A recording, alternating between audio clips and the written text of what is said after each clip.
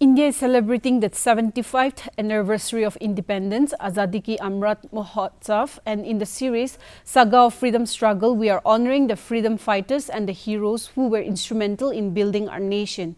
In tonight's episode, let us delve into the efforts of Sister Nivedita and others in their fights for our independence.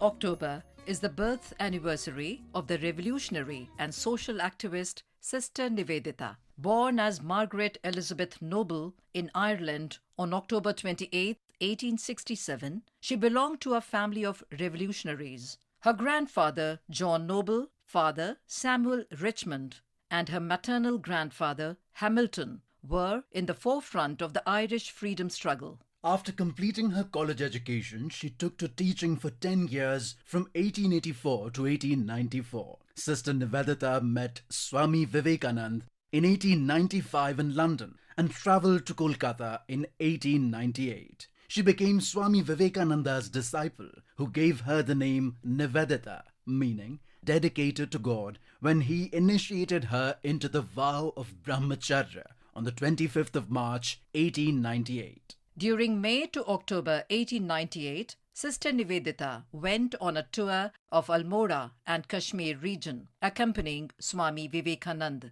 In Kashmir, she observed how the British government refused permission to the Maharaja to hand over a piece of land to her guru to set up a mutt and a Sanskrit college. She realized that the emancipation of India could be achieved only by putting an end to the British rule. In March 1899, when plague raged in Kolkata, Sister Nivedita organized a group of young men and engaged herself in relief operations. She was seen in every slum in Bagh Bazar area with a broom in her hand, cleaning the streets. In the middle of June 1899, Nivedita left for England. Later, she went to America on a lecture tour with a view to raise funds for her school.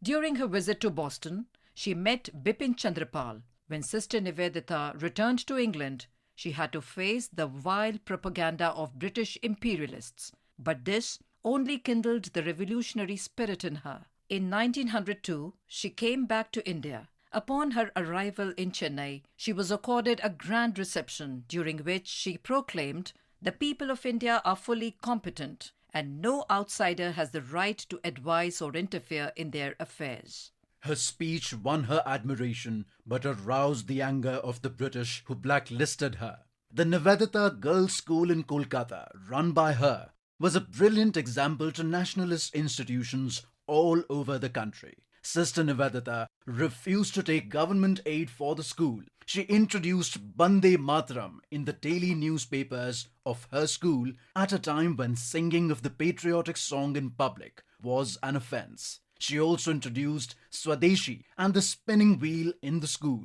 In 1902, when Viceroy Lord Curzon appointed the University Commission to strangulate the national education system, Sister Nivedita came to the forefront. In protest against the move from 1906 to 1907, she remained busy with her journalistic work. Besides writing editorials for the publication Prabuddha Bharat, she was also contributing to journals like Sandhya, The Dawn, and New India. In 1907, she left for England to set a favourable atmosphere for the Indian independence through meetings and interviews with British parliamentarians and writings in English journals. Sister Nivedita organized the publication of revolutionary journals from outside India and arranged for their secret distribution in India. She also organized Indian revolutionaries scattered abroad. When Sister Nivedita returned to India in 1909, most of her associates were in jails. She passed away on 13th October 1911 at the age of 43 in Darjeeling.